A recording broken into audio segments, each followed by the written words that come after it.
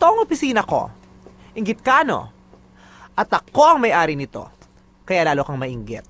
At ikwento mo sa tatay mo para malaman niya kung gaano ko kayaman para habang namamatay kayo sa gutom, namatay rin kayo sa inggit sa akin. Sa lahat, Okay na ito. ako ang gitero.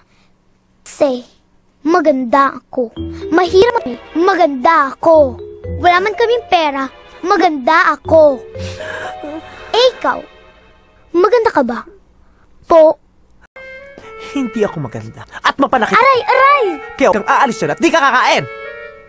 Kahit hindi man ako kumain, maganda ako. Kahit nauuhaw man ako, maganda ako. Po. Che! Di ka na nga.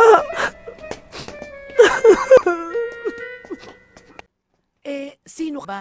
Buti na pagsasalitaan mo lang ganun si Sir. Kasi nga po, maganda ako. Po.